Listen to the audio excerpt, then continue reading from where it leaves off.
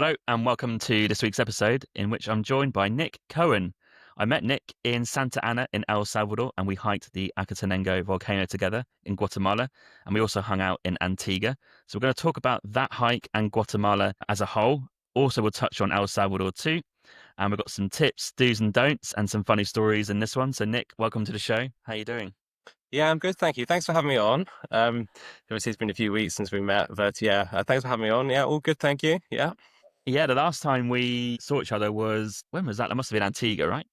Yeah, it was Antigua. I think it was just maybe after the volcano hike that we did. Yeah. Yeah, I think we got dropped off not at a hostel, which is Yeah, another thing the to note. central hostel that wasn't in the center of town. I love but that. but do you remember the driver just like dropping everyone off at their respective hotels and hostels? And we thought, well, we think we're in the right area, but he just said, "Yeah, you get off here," and that was it. We had to Yeah, walk yeah, that's true. another 10 minutes. We had to recognize the road that we were on. We're like, oh yeah, we recognize that shop. That looks familiar, vaguely familiar. Yeah. I think this is where we are. We'll just walk from here. just, just, just like, yeah, off you go. Oh, okay, yeah, we'll see you later. We've got some more stories of that hike coming up, which are quite funny. But please tell the listeners where you're currently based. Yeah, so thanks. So I'm based in London at the moment, the sunny UK. I've been here pretty much kind of all my life, really, kind of where I Yeah. live. And yeah, I kind of wanted to do a trip. I've always like kind of traveled around different places, mainly kind of long haul around the winter time. And this was kind of one year I was looking to go somewhere different. So yeah, I decided to go to Central America, and Yeah. that's where I kind of picked Guatemala and El Salvador. So yeah. Awesome. Okay, and what do you do in London? What's your job?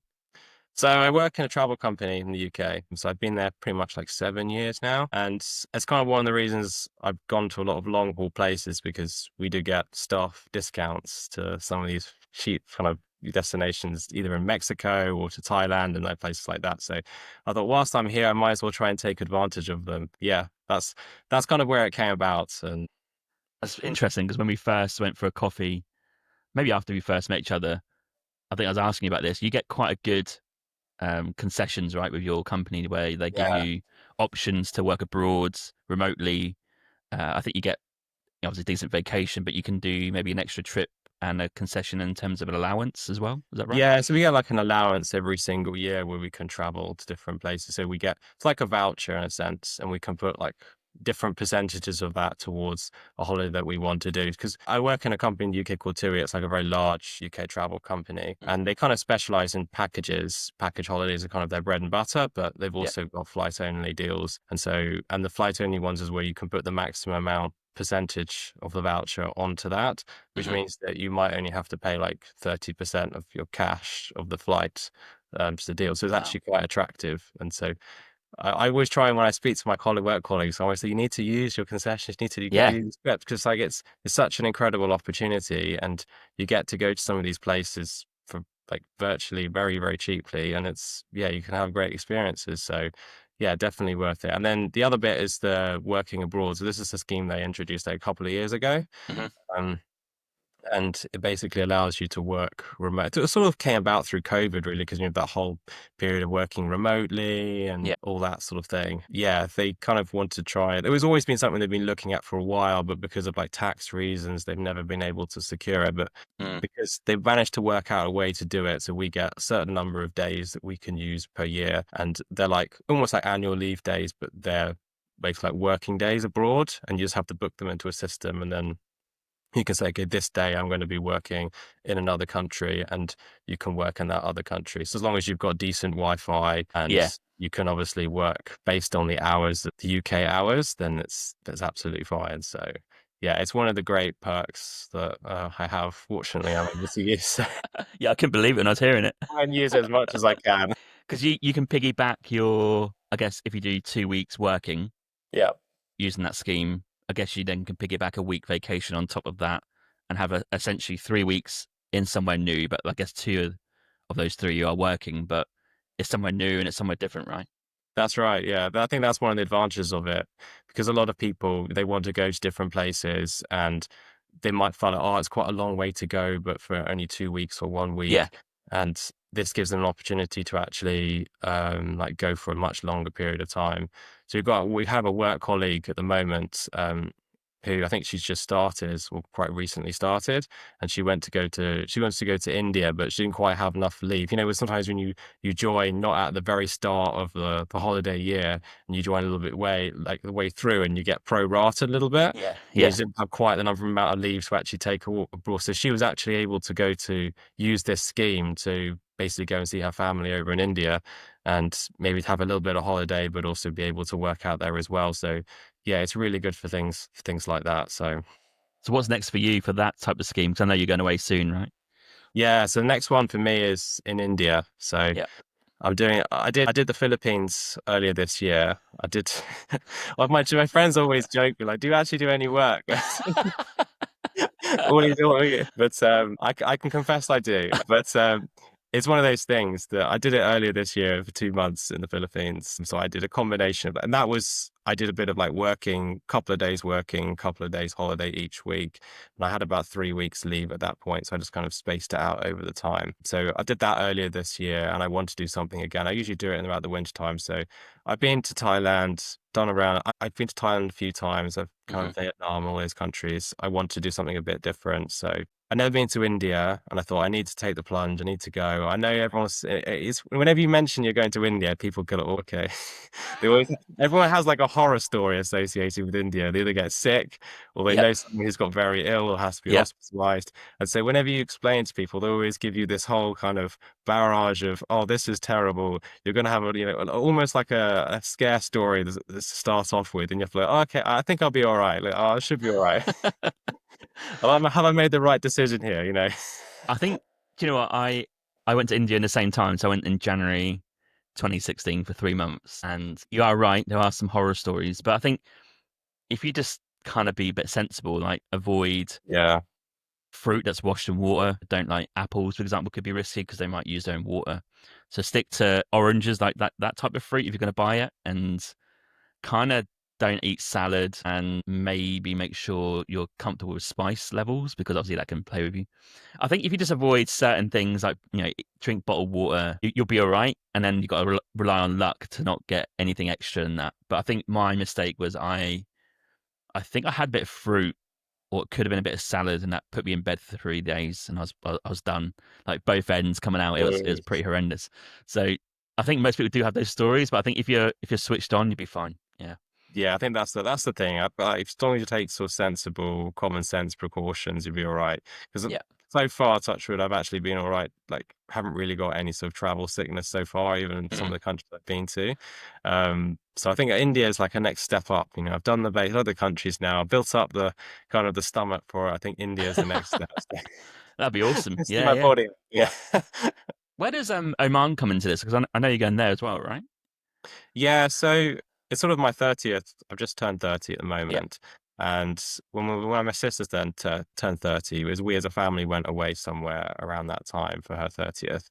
And I kind of wanted to do something similar for mine. And we were looking at some places. And I'd been to like Thailand and Asia, Central America a bit. And we were looking at other places as well. And I think we didn't want to go too far either. Mm. So it was kind of like a balance of what we all wanted to do. And I think we were looking at Egypt for a bit. I thought we've been to Egypt a few times. Let's do something a bit different. So we kind of looked on the Google Maps as you do, just try to see what country looks interesting. And then this one Oman popped up, and we're like, oh, let's go Yeah. here. And my sister, my brother-in-law, and my parents had been before, and they said it was good. So I thought, and I hadn't been at all before, so I was like, oh, actually, and the more I looked at them, I was like, actually, I quite like to go here. So It's pretty incredible. Yeah, I think you got to. Yeah, yeah. We went for 10. No, it must have been 12 days actually in the end. okay, Uh, I don't know if you remember me telling you on the hike, but we tried to wild camp in May, and it's like 38 degrees. So we're like, we can't really tent here because we can't get cool. But I think we done 4 or 5 days camping, and then the rest of it was in guest houses and hotels. But the roads are great. It's yeah, super safe. Is it?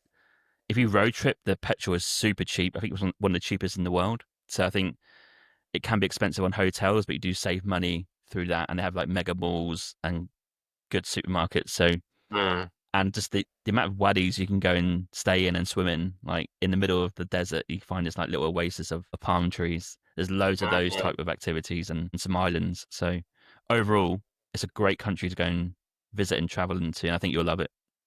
Yeah, I'm looking forward to it anyway. Yeah. Yeah, yeah, should be good. Okay, cool. Yeah, so yeah, mine would be great. I'd love to delve into some previous travels actually before we get stuck into Yep. Guatemala.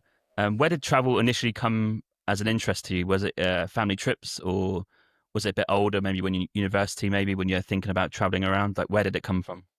Yeah, it's a good question. I don't really have one specifically that stands out. Me, if I had to pick one, it probably would be with my family. We went to Thailand like 2013. We'd always kind of done like family trips every year, mostly around Europe, maybe like the bit of the Middle East, maybe like Turkey, Egypt, those sort of Yeah, things. But they were kind of more family trips, more beach places. We did some like road trips here and there, but it was more kind of beach trips that we did. Um, but Thailand was like the first kind of big proper trip that we did, where we actually did like multiple centers, and it was in a completely different country. And I think any of your viewers know, like going to Thailand is a very different place to going to anywhere in Europe. So you go there for the first time, and it's like, wow, this is a very different place. Very true. exciting, lots Yeah, going on.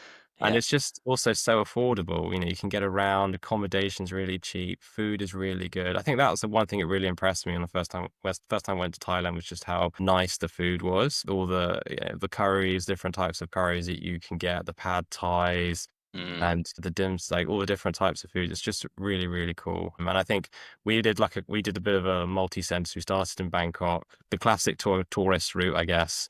It's yeah, like Bangkok, Chiang Mai, and then down to Koh Samui, like the classic one. yeah.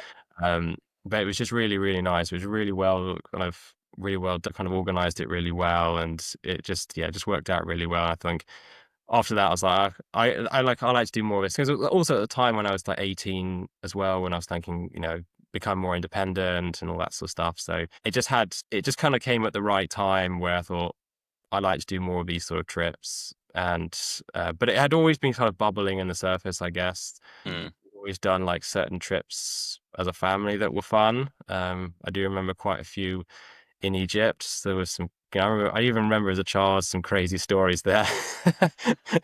Going in these taxis in Sharm el Sheikh that were just oh, because I think the last time I went there was 2008. I think that was probably when I was yeah. about 13 or so, and they'd all changed all the taxis to nice kind of safe cars that were all very modern, and it just felt a lot more kind of developed. But in the previous times that we had gone, because we were going all the way back to almost like the early 2000s, it was a very different experience. I just remember going in some taxis. When you have these memories as children, where they call them like flashbulb memories, Yeah. they're just so vivid that you just remember it. I've have some of those from Egypt, where you get in these taxis and these old rickety cars that some of them we went in where you could actually like see the floor straight through the car, and some people had taken like the chairs out or the car seats out of the car and like put their household furniture in. It was just mad. I just remember that, and they drive them like lunatics as well, like Yeah, 60 or yeah. 70 miles an hour down these like roads.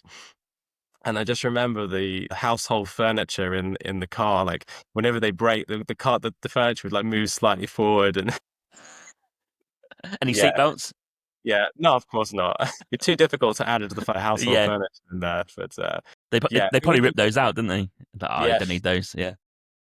prolong the life of the taxis. So yeah, I think we did like quite a few. I mean, they were kind of memories that we had. So I guess things like that from my childhood probably were a little quite exciting at the time. That Mm. may have just like added like a bit of a foundation. But I think probably the final one was probably going to Thailand at the end of my kind of childhood years, I guess. So yeah.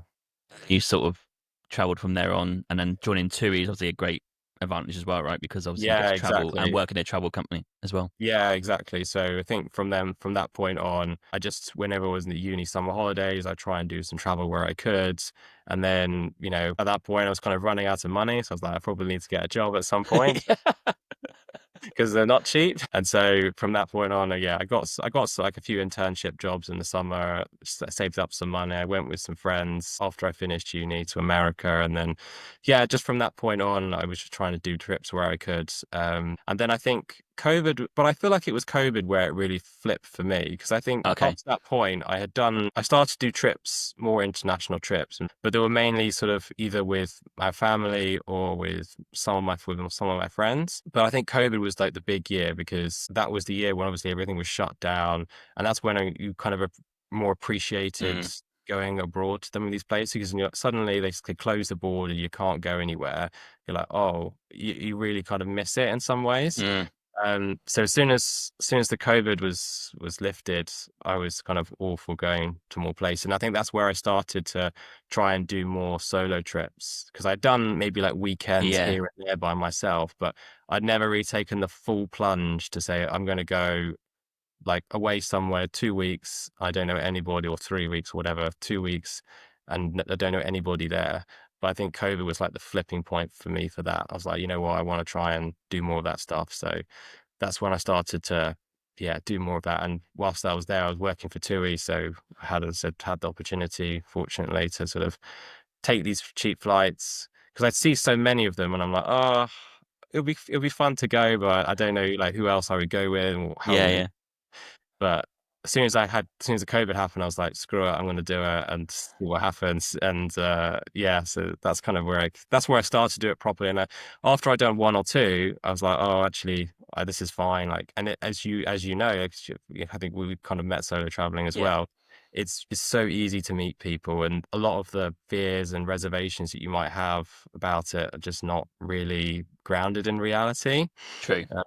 So yeah, I think from that point on, I was like, oh, I can do this. And then the more you do, the more you kind of get work out what works, what doesn't work, what you like, what you don't like, and Mm. then yeah, you just kind of go from there, really. So Yeah, because the first time we met, which we'll go on to now with El Salvador, we'll touch on that and then go into Guatemala, is that I think I had been on a day tour with people from your hostel.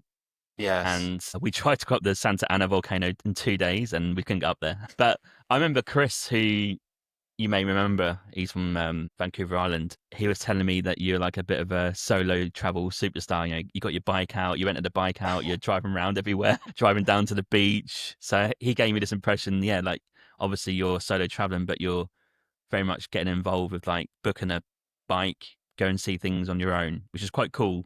I think people love to hear that because they are probably a bit mm, apprehensive about doing that, right? Especially in I somewhere was like El definitely Salvador. Yeah, I was definitely in that boat. So for the first few solo trips, I never used to rent anything. Well, I did rent a car with a friend. We went to Mexico, we rented a car, but that was obviously with someone and it was different. But I'd never really rented like a motorbike or anything like that. The one trip I think that for me was one of the key things I was like, I need to learn how to ride like a motorbike was going to Laos because I just felt Yeah. that was a country that's just so difficult to go to. If anybody Yeah. who's ever been there, they'll know Yeah. it's The just roads are such a crap. difficult. Yeah, the roads are crap, terrible, and a lot of the places that, especially if you go to the south of the country, if you want to go to some of these cool places, you have to really ride a motorbike just to go to them because there's no public transport. I was fortunate I was able to get a way of doing it through the hostel, but it's very limited when you go on these tours, like these Yeah. pre-booked package things. You don't necessarily go to see all the things you want to see. And that was the point. I was like, you know what, I really need to learn how to do it. So there was an opportunity that came up on another trip in Nicaragua. And that's where I was like, I need to learn how to do it. And I went to one of these kind of bike places and I was just talking to them about, because they come up to you and be like, oh, you should rent a bike, you should rent a bike. Mm. I don't know. Let's see. Because beforehand, I was like, oh, I'll see how I go when I get there. Maybe there's like a bus I can take around and just go and see the places by bus or something. That was kind of Yeah. my original plan. And then when I got there, and I was like, actually, the bus, it goes like once, like several times a day. It's not really a fixed schedule. It's not really great. And yeah, and at that point, I was like, okay, I'll go and speak to the rental people. And then I was speaking to them about it. And I was like, yeah, but I don't really know how to do it and everything. And like, oh, we'll show you. It's fine. So that convinced me, and they actually took me to this little field. They drove me around. They showed me how it worked, and then I think that gives you a lot more confidence once you've Mm. actually had almost like a lesson how to do it. Then it takes a lot of the nerves away, and also it was a perfect place because it was really quiet. So you could sort of make some errors here and there as driving along, as you probably will do when you start. As long as you don't make too catastrophic errors, you're I'll probably crash a driving. few times. Yeah. Yeah, you're driving at like 5 miles an hour and thinking like this is really fast. And yeah, you kind of drive along and see how it goes. And then as you kind of do more of it, you go, oh, okay. And then you go across the roads that little bit not as good. And you think, oh, I can manage that. It's like a incremental thing. You Yeah. start on a very smooth road, quieter, and then it gets a little bit harder, you get a bit more traffic. You feel a bit nervous about it, but then you can get over that. And then there's like a rough path, and then you get over that. And then as you do more and more, it's like you just get better and better at it, like again, like riding a bike, and then to the point where you feel a lot more confident about it. So yeah, that's where I'm at now, really. So having experiences like that, and then the Philippines was another example where you'll need really a motorbike to get around because it's just some of the places are just so far away from each other, no public transport. And as you do more of it, you get more experience with it, then it becomes less of a worry. But I think, yeah, my recommendation is definitely to try and seek out just going to a field or asking them if they can take you to a place just to show you how things work and give you like a proper lesson. Because I think a lot of the accidents happen with people that just have no experience, and Yeah. they just give these bikes to people. They don't know how to use them, and they just go off, and then like, because it's really sensitive, the throttles, they can just Hmm. go off and they can like fall off. And then, yeah, it's and people get, yeah, sometimes it go the other way. People get overconfident with them as well, and they end up Start doing crashing. wheelies. Yeah, yeah. Maybe like after 3 times, like, oh yeah, this is really easy, and start doing really, they come off. That's what happened to me. We had an automatic e-bike Oh in right. Myanmar, and I thought, oh, do you know what, Emma, you can go on the back. Like, I'll ride you on the back, and I'll never do this again because of this experience. But we were driving between temples and began, and it started to rain, and the Mm, roads aren't paved, so they're kind of like hard gravel, which mm. is okay. But then I think it switched to sand in an instant, and I was like, "Oh God, I wasn't kind of expecting this." And then went left and right and stacked it to the left, and like we both fell off. I think we both got away with it. I was only going 10 miles an hour, but obviously if you Yeah, go and stack it on one side, the whole bike is on your left leg, for example, right, and her leg yeah. left leg, and then you do worry about, oh shit, like the window screen, not window screen, the mirror has kind of been flattened and it's like flapping at the end, and like, oh, I'm gonna get charged for that, and then all these things go through your mind. But I think on the whole, I think they do kind of be a bit, I don't know what the word is. They're kind of a bit loose with you. Like, we took it back, and I was like, oh yeah, we kind of fell over once, and like, oh, don't worry about it. Are you okay? Yeah. And they saw the mirror was clearly looking like the other way. You know, the mirror should be, it's like faced that way. I'm just imagining now like a mirror just completely bent or just Yeah. twisted, Yeah. twisted They're like, metal. they're like, oh, don't worry about it. I was like, wow. So you did get away with it. And my friend crashed in Thailand, and we're like scraping the bike, trying to make it look good. And we just about got away with that one as well. So there's been a few occasions, but you can't beat the freedom. I think Yeah. it's Yeah, I think the freedom is the biggest one for it. And yeah. again, it's because if you were to get you get one of these tuk-tuk drivers to take you around for the day, and then they'll charge you like an arm and a leg, like based on their currency. They're always in a rush as well to take you to places. They Of just want to course. get they just want to get it over and done with, and they're always like trying to figure out a way to cut you short and stuff. And it always you feeling like they're waiting around. And there's that feeling of they're waiting for you, Yeah. and it puts a little bit. Although you're the customer and you're paying, so you can wait as long as like they say to you like, oh, you have to be back here in an hour, and even like 45 minutes, they're sort of hanging around Yeah. the car or the tuk tuk, and you're like feeling a bit of pressure to go. And you might not be influenced by that, I guess, but it's just that it sort of puts pressure on you that, oh, I want to go. You feel like you have to go now, and you might not want to go. Or if you might find something that's interesting and you want to stay a bit longer, you've got the ability to do that. The problem with India, which you might find out, is that Yeah. they always seem to like try and rip you off. And it gets tiresome after a while. The first few times are fine, like, but then you start saying, look, I just want to go from here to there, no shop, no restaurant in between. It's literally a 10-minute journey. I just need that. And that becomes a chore sometimes. But what's changed in India is Uber. And why that's changed is because Uber is now as cheap as a rickshaw. So if you're not sure on price, what people do is they put the journey in Uber to get the price, so they know what the price is first. Maybe I go and speak to a rickshaw driver and ask, "Can you take me from here to there?" and see Mm. what price they give. And because they don't leave you alone that well, like you have to like really like walk away and ignore them. A lot of people just show the price on Uber and say, "Well, it's the price on here. Can you match it? If not, I'll just get an Uber and just press like book an Uber. Go that So I way. think it's different in India now because they have that. Whereas before, when I went, it was just a chore every day trying to find someone to take you somewhere and not try and rip you off. Yeah, and I can But imagine. Yeah. part of the fun for you, don't it? Yeah, I've had some experience of that. Yeah, where they Yeah. try and rip you off, and yeah, or they'll pretend that they haven't heard what you said, or they'll say, Yeah. yeah. I had that in the Philippines. There was the guy who was trying to charge me to go to this site, and I think I wanted to go to two sites. One was like this sort of, it was weird. It was like a prison you could go to, and you could actually go around it and speak to the people in the prison. Mm. And then there was like a crocodile place, like a crocodile farm, no, not farm, crocodile, like a tourist attraction in Okay. Philippines, yeah. Sounds quite dodgy, actually. Yeah. Now that I say, but it's like a zoo. It's not like a zoo, but I think they were keeping them in relatively well conditions, but they were like Okay. trying to, it was like a attraction, I guess, in that Yeah. sense. And it was like a recommended thing. So I did the two, and he gave me a price, and I thought, that sounds like really good price. And I said, are you sure that's for this and this? And he's like, yes, yes. I was like, are you sure this and this? And he said, yes, I'm back, yes. And he's like, okay, that's great. And then so we got to the first place, and then he was going to try and take me back. And I was like, no, no, we go to the other place now. And he was like, and then we had this massive argument, like, Uh, no. It was like, oh, you know. And then we got to the prison, and then he was like, again, going back to that thing, he was just always trying to waiting around. It's like, we want to go now, we want to go now. And he was like, yeah. So I've had some of that experience, but yeah, yeah. I've heard India is relentless. So Yeah. we'll have to see how my patience goes there.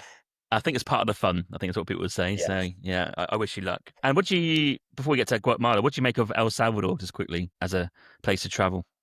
Oh yeah, I liked it. I actually, one of the reasons I picked it was because I saw all this stuff on the news about it becoming very safe, because it Yeah. was used to be the murder capital of the world, and then it Yeah. became it's now rated like the safest country in the Western Hemisphere, Yeah.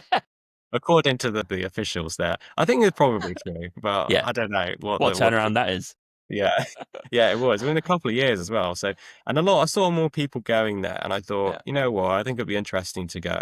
Southern Guatemala was a place that I've always kind of been interested in going to as well. So I thought try and combine the two. But yeah, I enjoyed El Salvador. It was nice. I think we got a bit unlucky with the weather, I think, there, unfortunately, at that Yeah. time. I think you and I experienced that. There was this tropical storm that hit sort of in around Honduras that brought, although it wasn't stormy weather, it brought a lot of rain to the region. Yeah. So, and it wasn't just the thunderstorm, 1 hour shower and then we're done. It was drizzle pretty much, not more than drizzle actually. It was more like light rain for the whole day. Like it was Yeah. almost felt like I was back in the UK. I was Yeah. like, this is so fun. But that was my first. I'm not really a big social media like person who posts loads of stuff on social media, but Yeah. I did post a story when I arrived saying I've just traveled halfway around the world, 24 hours for British summer weather, 21 degrees, overcast, and just rain the whole time.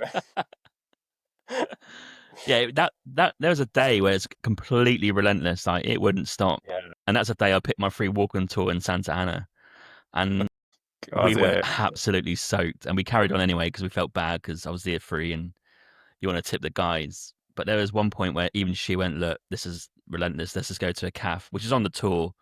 But we stayed in mm, this calf for like 2 hours because what do you do? Because it's like even the umbrellas don't really keep you that dry, and I was no, completely soaked. And we went to uh, the Cafe Cadec. I don't know if you went there in Santa Ana. It's the one where you knock on the door and you go in. no, And I they didn't had get to that one. okay, No. they had aircon, which in normal times in El Salvador was a godsend because my room didn't have aircon in my hostel, and it was like warm every day. But on this day, it was not needed because you're soaking wet and you're like kind of shivering in this aircon cold room. And I'm like, oh my god, this is horrendous. But like we sat in there for 2 hours and got dry eventually, and then back out into the rain. But yeah, there was one day where it just wouldn't stop. It was like Yeah, yeah, I a remember complete write off. yeah, I think that was maybe the day. Yeah, that was the day before. I think that was the day I traveled up to Santa, or one of the days I traveled up to Santa Ana. But I did Oh, notice okay. generally it was the mornings, it was like drizzly, like maybe no rain or Yeah. drizzly. And then the afternoons it would be heavy. I started to notice that pattern. So I tried to do as much as I can in the mornings. And then when the rain just got too much, I was like, I'm finished for today. It usually was about 2 or 3. I'm like, I'm done now. I can't do this anymore. Because you're walking around with this umbrella and your feet get completely soaked and it's just not very fun. No, it's not. No. But generally overall, I thought it was nice. I didn't get to go to the beach, unfortunately. So I did San Salvador. I spent maybe 2 nights there. And then I went up to Santa Ana for the rest of the time. And then I went into Guatemala from there. So yeah, I did this, and there's a national park near San Salvador, which is quite nice. Okay. It's like a volcano crater you can go to. Okay. And there's a picnic steakhouse. Did you go to that with the slide? No, do you know what? It Someone, looks a bit touristy, but it was yeah, like you one of the walking tour guides recommended this. It's coming on one of my interviews I've got with him. Yeah, yeah. But I didn't go. No. yeah, it was interesting. It was I don't know if I'd recommend it. When I went, it was obviously I think it's nice. It's probably got great views, but I went, it was just clouds. I couldn't see anything. And the thing which was funny about it was that on the slide on the way down, they put these like penguins and stuff. So you felt like you were in some sort of winter wonderland. What, hang on, what, real life penguins? No, not in real life, but they were like decoration. Like they put like penguins on the side because the picnic steakhouse is like a restaurant, on this Yeah. hilltop. It's supposed to got good views, and they built this slide, a really steep slide that you can go down. It's like on a donut, and you sit on the donut and you get pushed down. And I think in usual times it's quite nice, but obviously when it's completely overcast and it's sort of drizzling with rain, it's not the best experience. But I just thought it was funny when the decorations, because when I saw it on social media and everything, it looked very different to in real life. I think they may have redesigned it or Yeah, repainted it. maybe.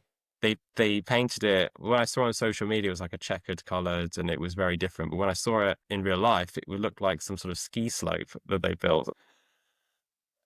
What is their obsession with building winter wonderland stuff? Because I was about to kick off because in San Salvador you might have seen the building works for an ice rink. I was like, Yes, you're I did trying to build see an that. ice rink in 30 degrees. That's going to be like a swimming pool.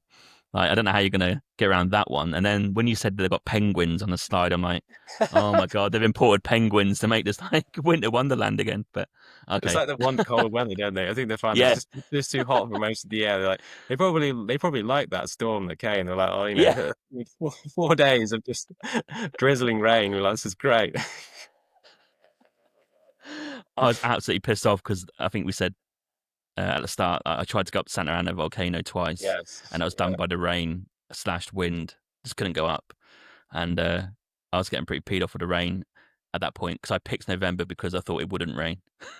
And I think actually that's if there's one tip we've maybe provide to the listeners, it would be that don't go in November. All the Yeah. stuff online it says the dry season starts in November. I don't believe that. I think you Yeah. might get some dry weather in November if you're lucky, but I think December I would recommend from December onwards is 100%. yeah, Yeah. it's not because I think when we left towards the end of November, the weather was really nice. It was starting to get sunny and it was Yeah. really warm. That's probably the time to go. 'Cause I Yeah. think this November it's still a bit stormy, but yeah. Yeah. I just found like I think this is the thing I found with El Salvador was that it was trying to become a tourist attraction, but it wasn't quite there. I don't know if you found that. It was very nice, but I just found that in some areas it was like 80%. So it was like when we went up the Santa Ana volcano, we couldn't get to the top, and there was that miscommunication where they said it's open, and then you go, and then it's like it's not open. Yeah. There's literally police at the top with walkie-talkies telling you it's not open.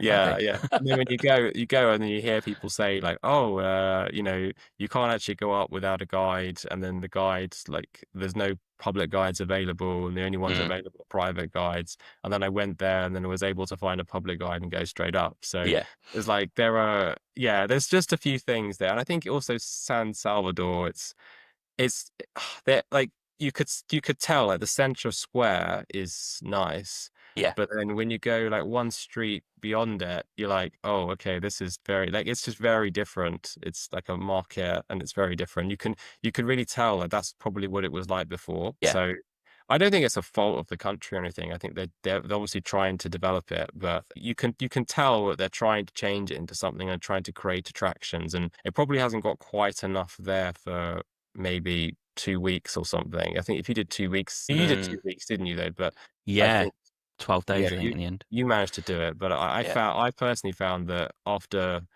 maybe like 10 days or so, I would maybe run out of some things to do. Mm, Yeah, it's not like Guatemala or Nicaragua where there's quite a lot of sites and volcanoes and things you can see. I found that there were just a few nice things, but I wouldn't say there was anything that really stood out as outstanding. I don't know if you'll agree with me or not on that one, but Yeah, I think I stayed 12 days, and I think 2 of those days were either transit or because I needed an extra day because of the rain. So I think in reality, it was a 10-day trip.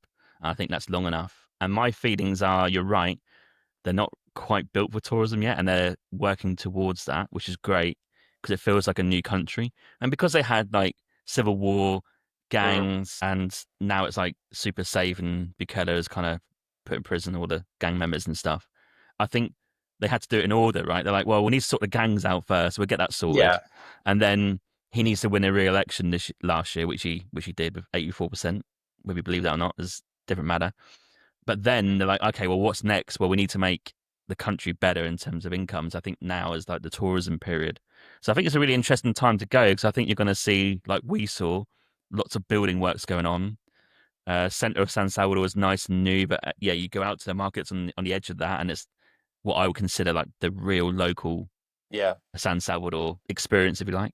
And then, yeah, like Santa Ana volcano, for example, I went twice because I tried to go up there twice. On the first time, even the local who was taking us in the van, he's a local, he's driving us up there, even he couldn't believe it wasn't open when we got there. So he was making a few calls. And obviously, there's no communication from the ministry that it's closed. So that these sort of things do happen there, which is not Mm. like bad things. It's just like they're getting used to Yeah, tourism no. going up. Yeah, I would say it was a bash on El Salvador. I think Yeah. it's just, it will take time for it to develop. I think they probably need, I think that's maybe why they're doing all the winter what they're trying to create attractions for people to Yes. come in Yeah. some ways. But yeah, I think it's a nice place to come for like a week or 10 days as Yeah. a kind of pass through country in that region. I think it's really good for that. Okay. So we left Santa Ana on a shuttle bus to Antigua. And I'll come to Antigua in a minute, but the main bulk of this episode I think is worth talking about is the Acatenango volcano hike, which is quite a well-known hike if you search on Google, but it's one of the most accessible active volcano hikes in the world. And we decided to book this tour through a hostel. So I want to go over some stuff with this hike that I think we should share with the audience. So first of all, booking the hike, we actually decided to book through your hostel, Central Mm. Hostel. What's your reflections and thoughts on that? Yeah, that was an because you'd actually already booked to go there, didn't you? On I a put my name on a wait professional tour. list. Yeah, because You're on a professional tour. yeah, that might give you a clue to what's coming up. But Yeah, and I hadn't done that preparation, so I literally turned up. Well, like this should have been a red flag in hindsight. I messaged the hostel. It could be a couple of days before I was due to arrive, yeah, saying, "You know, I like to do this volcano hike. How does it work? Do I need to book in advance? Because I knew I had very limited time to actually do it. yeah, I didn't want to turn up and then have no possibility of doing it. So I kind of messaged them a couple of days before because I usually book locally anyway. I don't usually yeah, book too far in advance because I find the local ones usually get a better price and better value. So that was kind of my thinking from my previous trips I've done. So that was kind of my thinking about it. But I messaged them about it and said, "Do we need to book before?" And I said, no, they said, "No, no, you don't need to worry about that." And I said, "Okay." It's like, and they said to me, I said, "Do you know, is it going to be spaces that are going to fill up like quite soon?" And so you don't need to worry about that. There's always availability for this tour. and I thought, let's contrast that with my experience where yes, I got advised from a Guatemalan tour guide. So this is like a local to Antigua. He's like, oh yeah, you should go with these guys because they're top notch, they're professional, slightly more expensive, but you should go with them. So I think the first off the bat is take your advice wisely from locals. So what I did is I contacted this tour company and they were sold out for like a month. So I put my name on a wait list, which I think there was an opportunity on the Tuesday or Wednesday that we were there for me to join them. But I didn't book on, but I was there on the wait list. So we've got this contrast here of your experience of like, oh yeah, you just go anytime.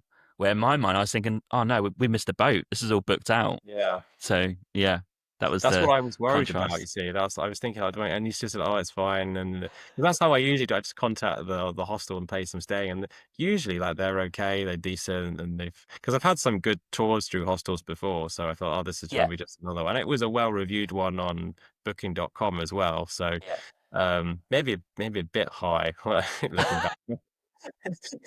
Yeah, Based on my experience. generous, I'd say. Yeah. Yeah, yeah. Some maybe reviews I'm not sure about, but Yeah, I'd have been it paid to was say that, I think. Yeah. yeah, but it was an interesting experience. I'm sure we'll get into the detail of it, but yeah, Yeah, interesting one. so we booked with Central Hostel, and I think the price, what was the price? 40 US £40. dollars? Yeah, so what's that? Yeah, 300 Gonzales, isn't it? Yeah, so it's about 40 to 50, 40 to 45 US dollars, I think, something like Yeah. that. Whereas, again, in contrast to one I wanted to book originally is $100. So there's double the price. Mm, And the costs included, which is only 30 to 40 pounds, I guess, or 45 US dollars. This included transport there and back, all the costs involved in hiking up the volcano, accommodation, food, and a 3 litre bottle of water, and some 3 liters bottle. coats and lunch. Is that Yeah. about right? That's about right. Yeah. You had to pay extra if you wanted a walking stick though. I remember that. Oh yeah, which And it I wasn't really a walking stick. It was this, I think they literally just took a piece of wood from from the shrub or something, yeah I and they just paid £10 for that. white. Yeah, they painted it white, and they had a whole stack of them, and they were like, yeah, it's a pound or whatever, $2 or $3 for this stick that you can have for the trip. The first couple of red flags for me was that we jumped in the minibus. They picked us up, Oh which yeah. was pretty much already full. I think we managed to find a seat on the bus, and the guy who picked us up didn't speak English. So okay, fair enough. He might be just transporting. That's okay. And then he started asking us questions if we want coats. Now, for me, I knew it was going to be cold because we packed the warm weather gear in our bags. I was like, oh, do we need it or not? Like, I think he should be telling us that we need the coat. He started asking us do we want coats. We're like, oh, I think so. We don't know. Do you want them or not? Yeah. Yeah, yeah. And he got rid of, I think he got a bit arsey with us, like, because no one was answering really. And so he sort of shoved the coats in the van, and then he gave us all lunch, which was okay. Which was cooked, and he gave us all lunch. And then the red flag for me was instantly was the 3 litre bottle of water. Now, this might sound a bit not even that important, but I assumed that 3 litres bottle of water would be like individual bottles, like 1 litre each. Yes. But actually, they gave us a 3 litre bottle of water. It was massive. It was so big. It was absolutely huge. And then you didn't have enough space to put it in your bag. It was I like, had no space. yeah, I think everyone's reaction was like, "What do we do with this bottle of water?" Because we have no space in our bags. Like it's kind of the yeah. running joke for like about 15 minutes on the bus, right? Because we all just like trying to carry this 3 litre bottle of water onto our seats. And then I started analysing my own bags. Like, I don't have space for this. And luckily, Mm. I think I bought 1 litre with me. But I was like, what do I do? Because they also say in the brief that this water is used for your own cooking, which was a bit confusing, wasn't it? Yeah, that was right. We never actually used it for any cooking, did we? Because No. all the meals were prepared anyway in the camp. So it was like, I was expecting there'd be like some sort of campfire and then we'd need to like put it as make some sort of soup or something. I Yeah. don't know what they were going to do with it. But the other thing about that was that they literally, the guy had, it's almost like the guy had all this stuff in this shop that he had like for this trip. And he was like, my responsibility is just to give all this stuff to the people on the bus. So he just literally said, go and giving coats, 3 bottles of water, lunch. He literally just gave all of this stuff at once. So we literally, these people just had all this stuff in their hands. Just cooked lunch, 3 bottles of water, coat, gloves, and then did you need a hat? They just throw that in as well. Yeah. It was just, yeah, it's crazy. It's chaos, wasn't it? Yeah. Because usually they give it to you as you go along. Like that's why these things sometimes they give you like the bottle, like a 1 liter for now, and then you've got another 2 liters later, or they'll have, you'll have something else like the Yeah. food and the lunch they'll give you later when you need it. But it was almost like giving us all the stuff beforehand. And Yeah. And it wasn't clear for us to leave space in our bags for this. Well, I didn't find it clear. yeah, I thought it might be just given to you as you go. I don't even know what I was thinking, but I didn't think I'd need to leave space in my own bag to put stuff extra in there, which was the case. Which then brings us on to when we first arrived into like I guess it's like their base, if you like, their little house area. Um, we all started to analyze our equipment, and I realized, well, I can't fit this in, so I had to buy an extra bag from them. And I think what literally happened is I said, I needed a bag. The group who went the night before literally just came back and sat down. He went straight over there, picked up the bag that they borrowed, like dusted it off a little bit, and gave it straight to me. was like, Oh, I okay, didn't see that. okay, you didn't see that, yeah. And I was like, I need some walking poles, and like you said, there's like wooden poles they got from the forest, painted Yeah. them white, and this cost an extra like I don't know, $10 or something. Yeah, I know. It was ridiculous. Yeah. And then what to go to the toilet, and they charge $5, or not $5, probably a couple of dollars for that. I was like, oh, okay. Um, and then the real big red flag for me, I don't know if you agree with this, when we're sort of like getting everything sorted and we're sitting there, was that the three guys that we had asked if someone in our group could speak English Yeah, I was because they just gonna needed to mention that. translate. Yeah. They, they didn't have any English speakers. Yeah, that was bad. See, and then they they actually had to get some lady, didn't it, from one of the customers to come up and then do like become an interpreter for the whole group. Yeah, And even she made a call and be like, "I hope I'm being paid for this." yeah. I think she's one of the French ladies. I think. Yeah, Yeah, and she yeah, was. I mean, it was perfect. She was very good at the yeah. interpretation. Yeah, but it was just funny. They did speak and have any English speakers. They just thought, "I'll just get a customer to talk it through. It's fine." So what are you thinking at this point where we've been picked up, we've got the equipment kind of sorted, we're sitting there. I guess we're kind of waiting for them to say, yeah, let's go. What were your first thoughts, impressions before we headed off onto the hike? I thought it was a little bit. I didn't have anything. I didn't have as many red flags as you maybe, Okay. because I've definitely seen worse than that. But Okay. Right.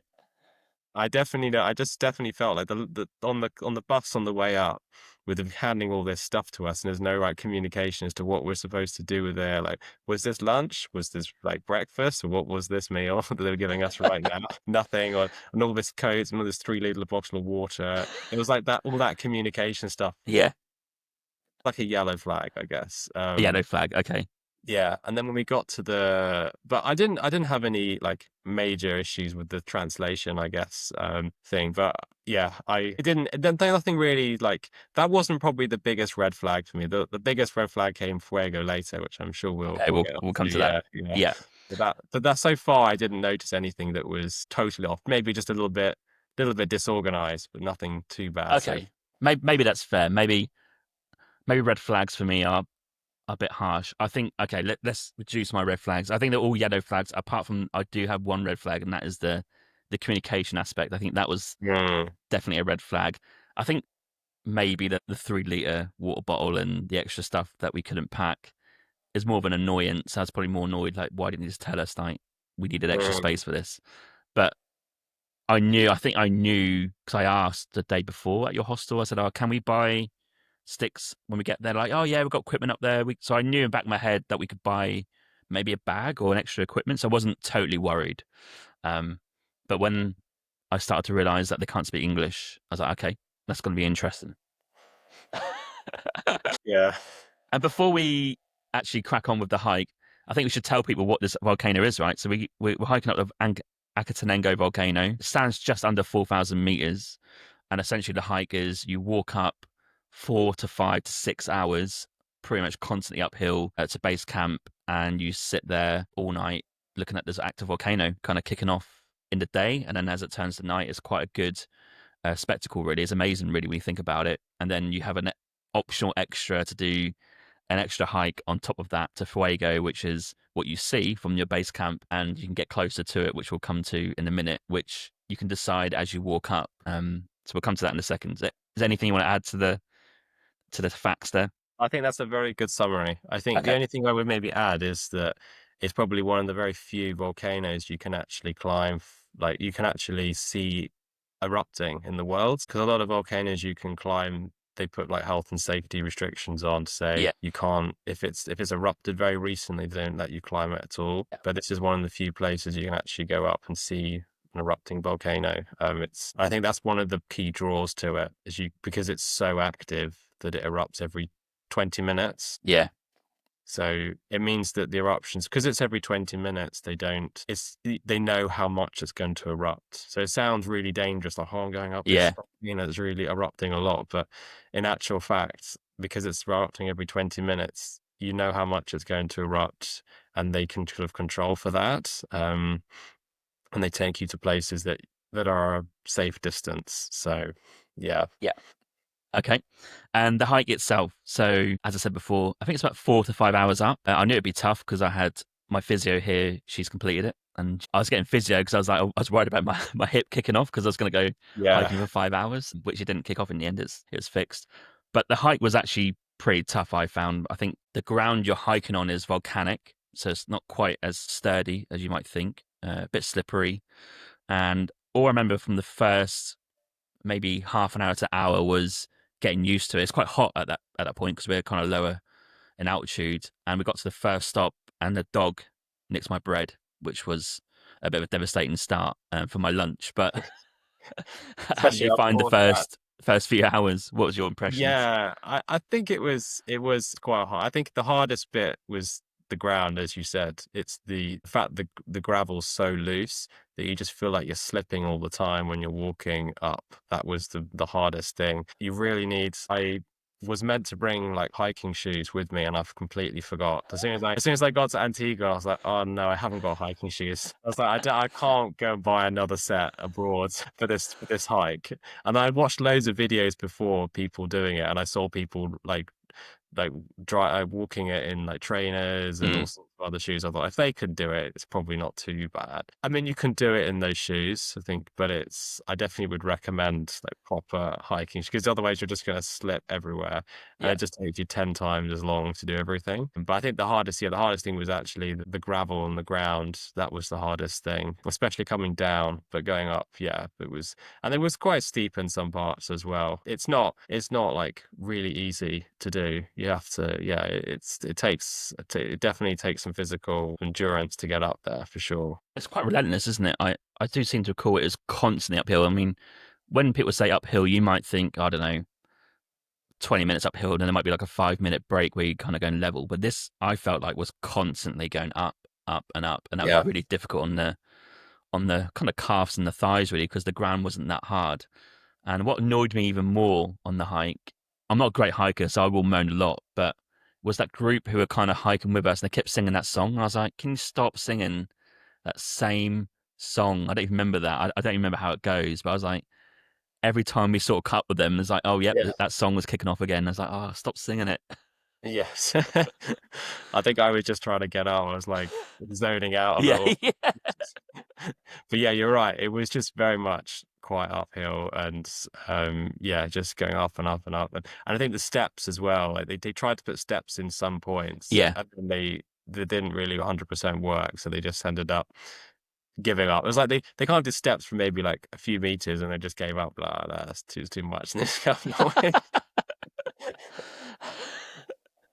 Yeah, I'll come to those steps in a minute on the way back down because there's a few incidents on the way down. Yeah. We stopped off for breaks quite regularly, which was needed, right? I do seem to recall it was every, I don't know, 30 minutes, 45 minutes, something like that. I feel like yeah, you're right. I think the first it seemed to do more breaks, which didn't really make sense. It did more breaks at the start, Yeah. and then when it got further up, it was almost like there were fewer breaks. So I felt like it was. I don't know. That was my perception of it in a way that they could have done fewer at the start and then more later on. Because like at the start, you're like, oh, you obviously got more energy, so you can go through. And then when you get a bit further up, then maybe you can then stop more frequently when you go up. But yeah, I just found like that was my experience of it a little bit. Mm. They seemed to be more at the start, and then it just sort of there were periods where there were quite a long time with no break, maybe like Yeah. an hour and a bit, and that bit was quite hard, especially when it was going uphill. Um, yeah, so that was the hard, and then it got to that bit where they had the cars as well. I, So I I don't know if they did that on purpose. They sort of make some breaks, ease you in slowly, and then they just have this really long bit, yeah. and then they put a car and say, yeah, you can buy this extra like trip on the car up. And it's a really long way to the next breaking point.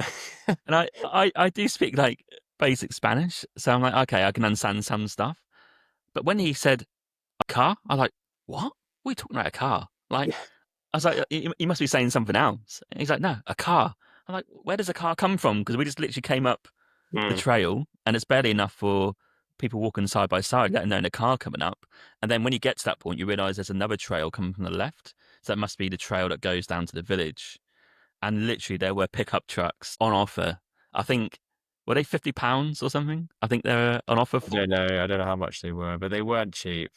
There were a few people that did it, and it Yeah, wasn't worth it at all because they go up maybe it didn't even go right to the top. It no, probably just went for maybe 10 minutes or something drive, and then you still had to climb the rest of the way. So the key, the key tip here is, I think when we're approaching this point, we heard rumors that there was a flat bit coming up, which is like Yes. just before base camp. And I didn't really want to believe it because I don't want to get my hopes up. But I was like, in back of mind, there might be a flat part where you sort of get to the top and you sort of walk along and go to the base camp. And the car takes you from the point where they're parked to that point. So that is true. There is a flat point at the top. But Mm, that point between where they offer the car to the start of that point must be 10 minutes. I don't yeah. know, It wasn't long at a all. 5 or 10 minute drive. And I think it cost 500 quetzales, I think. So I think it was like 50 quid for a 5-10 minute ride. And I think if you would have paid it and fought them for it and then told to get out, not at the top, I think I would have been pissed off. I think I would have been pretty Oh annoyed at yeah, that. yeah, definitely. But But maybe when you got to the flat point, you're like, oh, this is not too. You may have been deceived and be like, oh, we're near the top now. It's just round the corner here. yeah, But he went flat for a bit, and then there was another bit, wasn't it, afterwards that was like half an hour. That was the killer, like right at the end. But the flat bit was nice actually. That was that quite was refreshing nice. because it had Yeah, some really good views that you could walk along, and yeah, you could walk along this, and you saw like different volcanoes on your left hand side as well. And yeah. yeah, that was really incredible. Yeah, we had good weather at that point, so the clear Yes, sky. We saw views all around. I do also want to say at this point, I do remember walking up the two young girls. Were they from Denmark or Denmark. Germany? Yeah, yeah, Denmark. They were struggling a little bit. I seemed to recall like their face was like, oh, yeah, that sort of sighing hiking because it's quite hard, right? yes, I yeah, was like, yeah, yeah, hopefully they'll make it. But I thought they were struggling. But I'll come to those in a bit because they yeah. unbelievably went with you to Fuego. But That, yeah, yeah, so we get to the flat point. I think at that point I'm done with uphill, but it's quite an achievement we make at that point. And I don't think you get to enjoy that much because you kind of need to hike up and up and up until that point. But that 45-minute walk to base camp was lovely. Like you say, volcanoes on the left. We can start seeing what we're going to see at night, and it was just a nice ease into the next part, which was the extremely uphill, slippery part of getting to the camp. And I thought this was actually quite stressful trying to get to the campsite. I don't know what you thought because like you couldn't grip anywhere and no.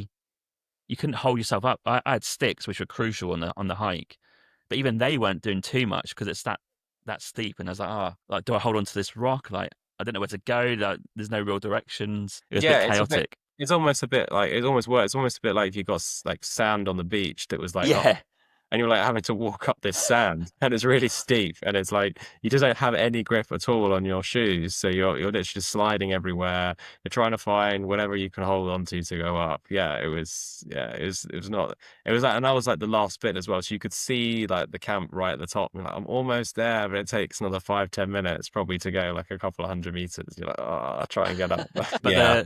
as soon as we made it to the top, It was worth, the yeah, it was really cool. it was worth it 100% because the views are incredible and you start to see and hear the volcano erupt. Right, that was pretty Yeah, incredible as well. yeah, that's cool. I think it was like the flat bit going round the corner. I think that's when you started to see it, and then when you got to the top with the base camp, that's where it really you got an amazing view. 100%. Yeah, that was really cool. Yeah. Yeah, and then I started to worry that it won't erupt again. So I was like trying to get videos, but actually it does erupt every 15-20 minutes. So no need to worry or panic when you get up there.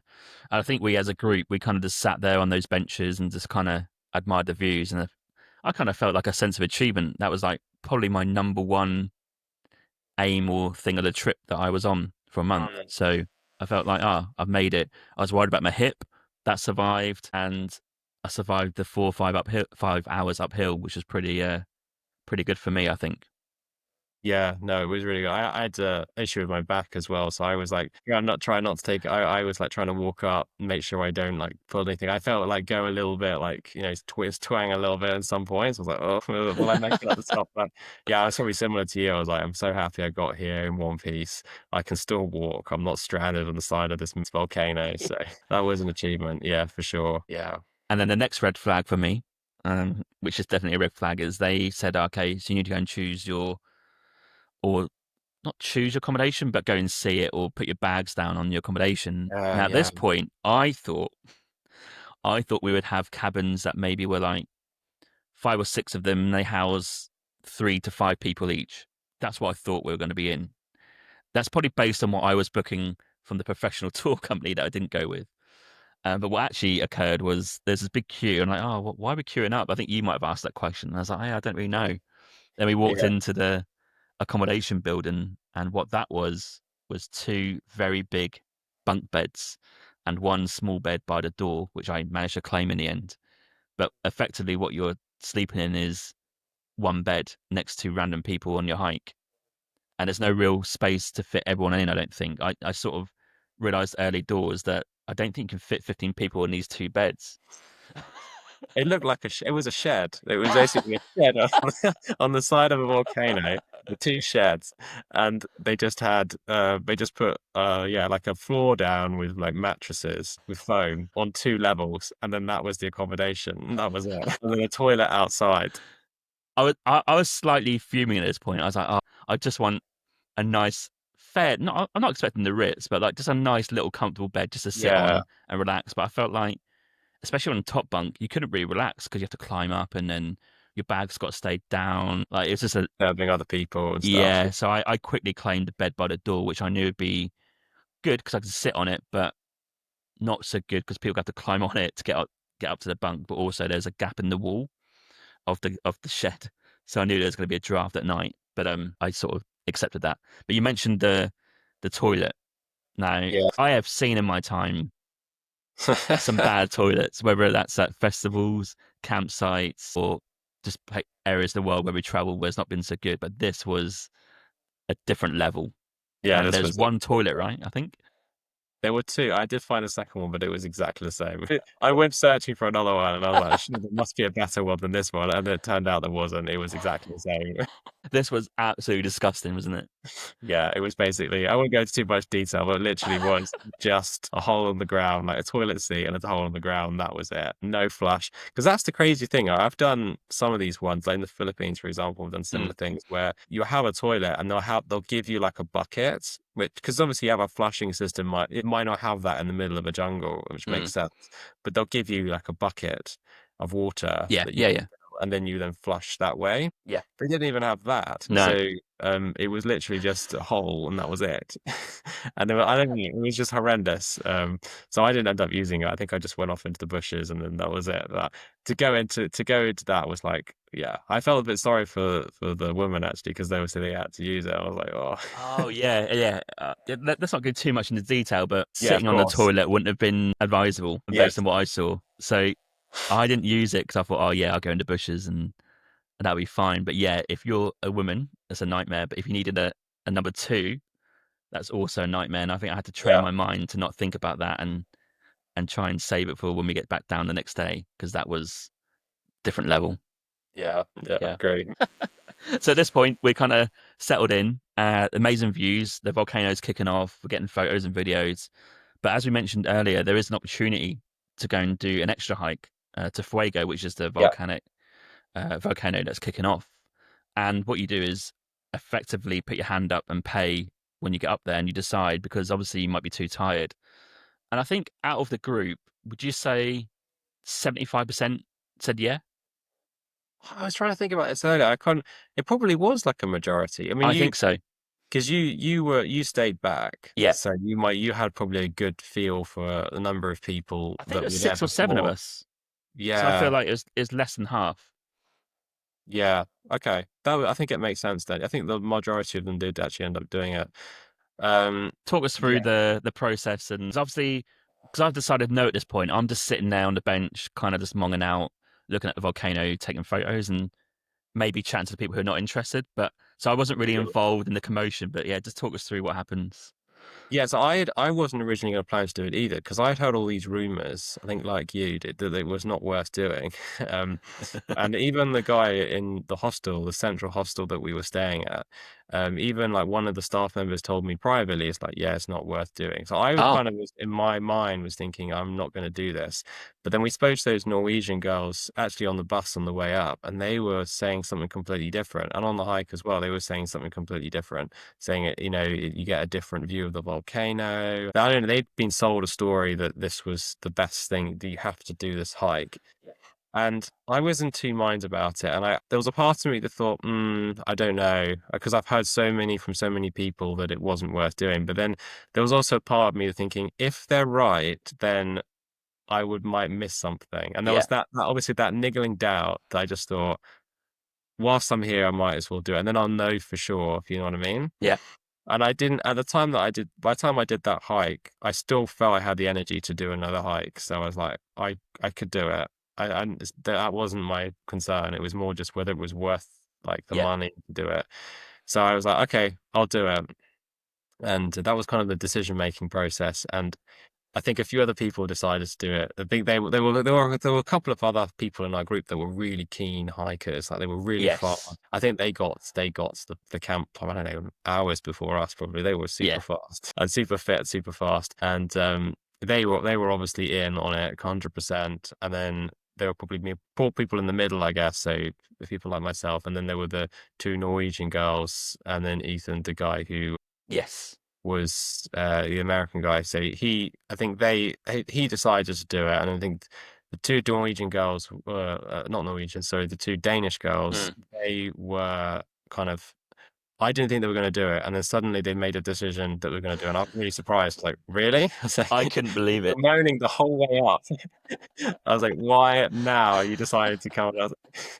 Just suddenly the switch. I just think in my head, I was like, I think they're going to come to regret this. I just like, but I didn't say anything. I was like, okay, if that's their decision, then that's what they want to do. Yeah, just quickly, I reacted like in disbelief. So, do you know what? Fair play. And they started to walk off maybe.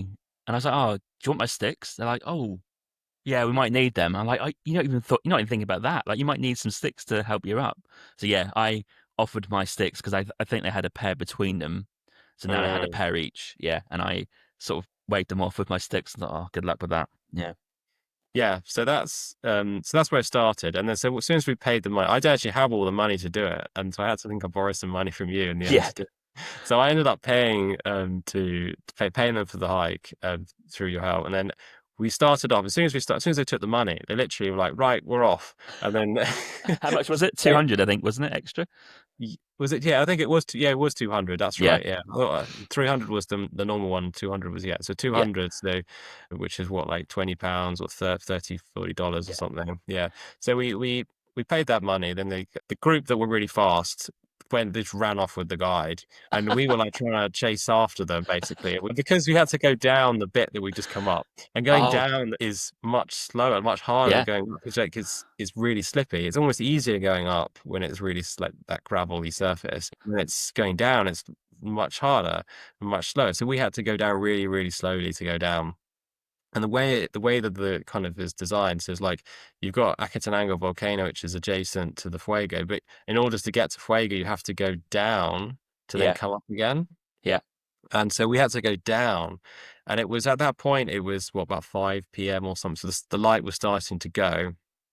And bear in mind, this highly reputable company decided that it was a good idea that we didn't need any torches or any of that sort of stuff. So that was another thing.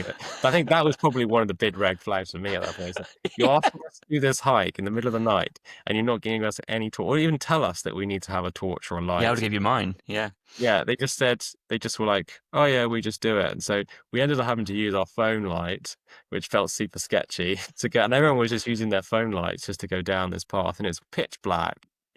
Well, the light was going, we're going down this path, and the other guys had just run off. And we were kind of going along. You could see them in the distance, and we were trying to keep up with them. Mm. But we also saw these great views of the volcano, and we were like, want to take pictures of them. So you don't want to rush too much. It's Yeah. like, why are we rushing? Like, it's going to get dark anyway. Let's try and enjoy it and get some good pictures and stuff. Anyway, there was this rush to try and get up the Fuego almost as quickly as possible. But we wanted to stay back to get good pictures, but we also wanted to not lose the group at the same time as well. So we ended up having to like try and race them. And then at one point we actually ended up losing them. So we're like, did they go this way or this way? So we had to sort of make some judgments as to where we were going to go down. And eventually I think somehow, I'm not sure how this happened, but I think there was another guy. I think we lost them at some point, and we were trying to just make our way down the path. And eventually a guide came from the other direction. I think he was maybe from another group. I'm not Mm. sure. Maybe he was from the same group, because maybe he noticed that we weren't there. So he came and he actually joined us, and we like told him like, stay with us, don't run off. Because at one point he was like, everything, like we almost saying like with broken English or whatever, like, all good, let's go. And he was like, just walk. He was just going to run off with the other guy. And no, hold back, stay with us, don't run off. So we were having to go with him, and yeah, we stayed with him the whole way. And eventually we had the help of the two Danish girls who spoke some Spanish, Yeah. because they were staying in Costa Rica at the time, so they'd learned some Spanish. And I was sort of using offline Google Translate to show them, like, stay with us, don't go, on Google Translate. But yeah, we made it up the top. We had to go through these bars and whatever with the lights, but yeah, we just kind of went along with it. But I think quite soon on, I think we all sort of slightly. I was probably I was probably more optimistic. I felt I Okay. paid my money. Yeah. Let's go and enjoy it, see what happens. If it's, I don't really see it as a negative thing. If it's chaotic, then it's interesting. Mm. It's an experience in itself. I don't really see it as a negative experience. I thought it's an experience in of itself. Even if it goes very wrong, it's still an experience. I don't see it as a negative thing per se. So I was kind of just going along, just thinking, oh, it's been a bit chaotic so far. This isn't like the gold standards of tours. Let's just enjoy it and see what happens. But I think they were a different mindset. They were a lot. I think they had regretted their decision probably within about 10 minutes of making. And obviously, there's no refunds that are given, No. so you paid, that's it, you're done. So yeah, basically they were very kind of, yeah, they were kind of moaning the whole way, going down and then going up as well. Ethan slipped at one point, Yeah. completely slipped over, and he was quite worried because he like slipped over and banged his head like when he slept and he came, and Yeah. he was worried like the whole time that he'd like done some injury to his brain, like got Yeah. like a concussion or something. Concussion. Yeah. And I was like, let's see, your body is relatively resilient to some extent. So we were kind of just going up. We got to the top of this. Eventually, we got to the top of the Fuego and pitch black. And it got to the Fuego. Once it got to the very, very top and we were trying to walk, and we had to walk along this ridge to get Yeah. to the viewing point. And this ridge was completely exposed. So it was black sand and basically sheer drops either side, and it's freezing cold as well. So it was like, it's difficult to explain without seeing the picture, but the picture from the base camp, you can see the ridge that I think you might be able to envision it. Yes, I remember seeing it. Yeah. Yeah, that was where we went to, and that's completely exposed. There's sheer drops either side, black sand, and it's really, because it's so exposed, it's really windy, and it's 1 or 2 degrees. It's super cold, and you're like, he was basically trying to walk along this ridge all the way to like the end of this hill, and they were all going to do it, and I got to the point I was like, you know what, I'm done here now. Because I wasn't like, I didn't really like the fact there was sheer drops. I didn't Yeah. like it was so windy as well. Like, if you make Yeah. one wrong step, I like know. you're going to go down that hill, like I'm not, or down that mountain. Like, this is not fun. This is not good.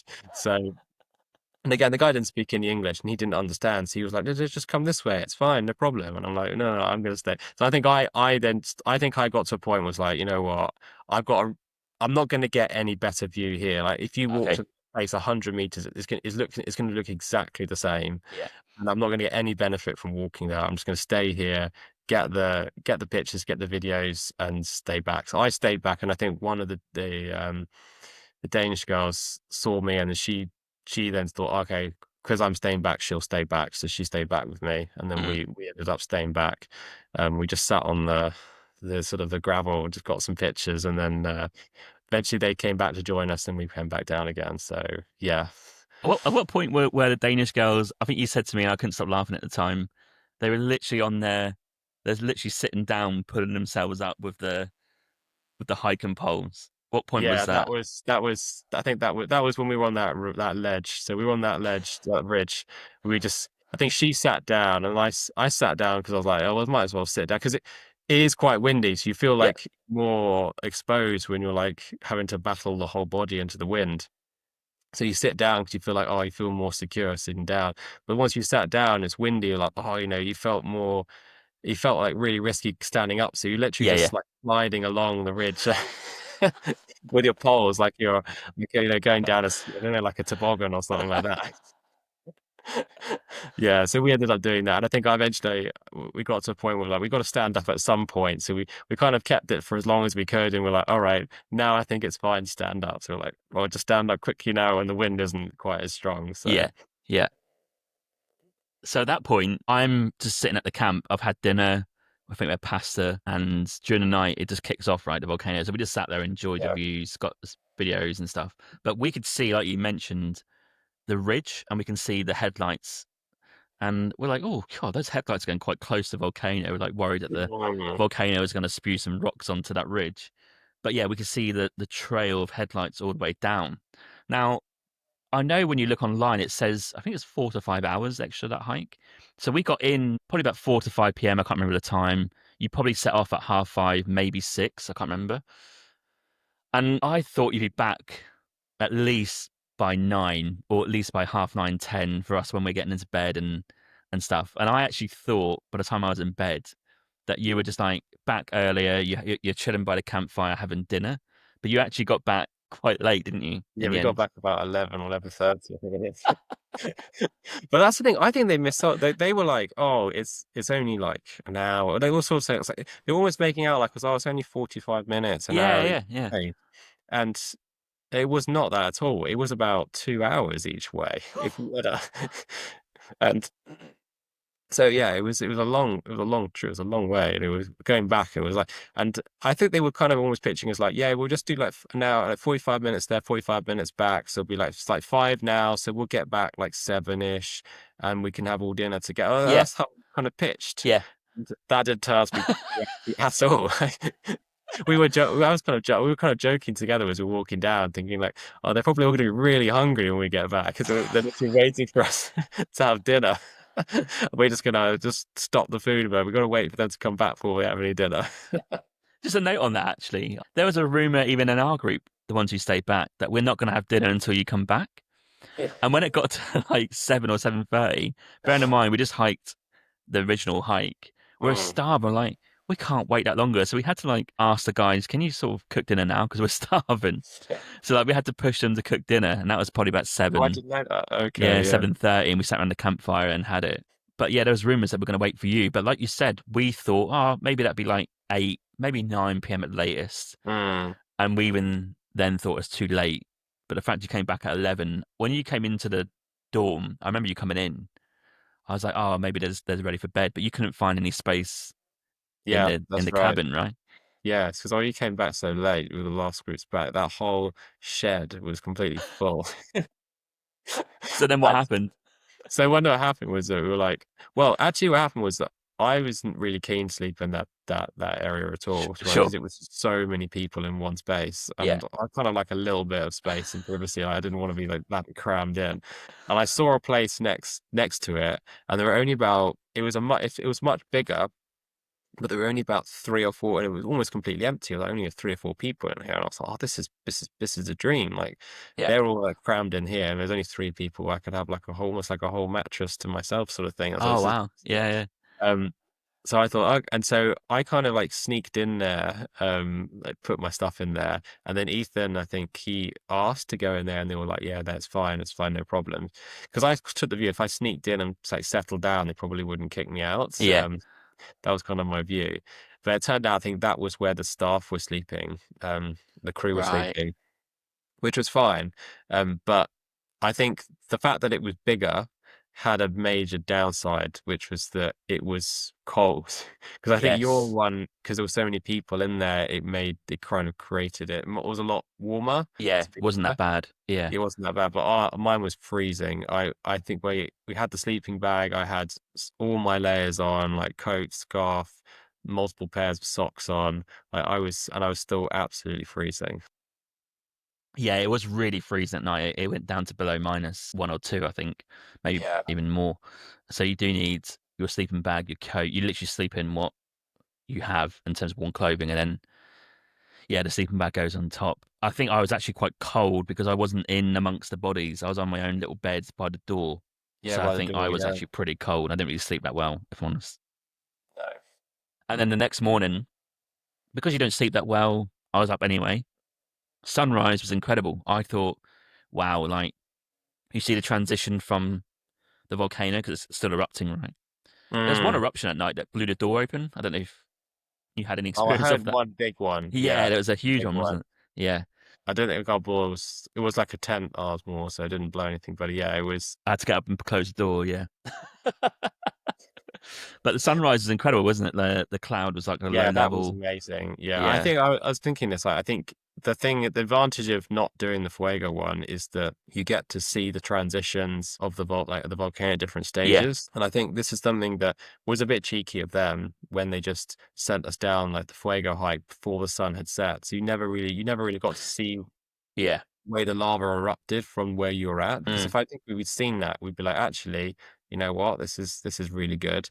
Because I saw your pictures, like some of them were absolutely amazing. Mm.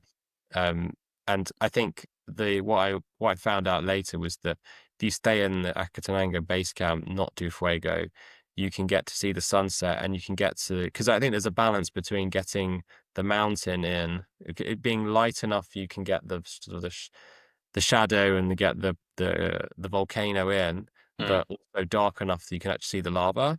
And Yeah. that's like the sweet spot of the picture, like how to get it. Um, which we didn't get because we were just still too busy trying to go down the side of this volcano, try to trek over this, make sure we don't slip and fall over and everything. That's all that was all our focus going down. Yeah.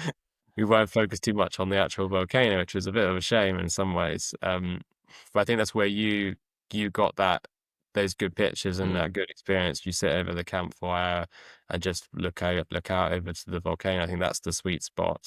I think we got a bit of it at sunrise as well, Yeah. so we got to see that transition. So we sort of got some there, but yeah, the sunset the night before was probably the ideal time to get it. Yeah. Yeah, because it's quite hard to explain, and obviously people can choose what to do. But on reflection, I just didn't see an, too much an advantage to go to Fuego to get closer because the view Mm. from the camp is really good. Like it's just as good.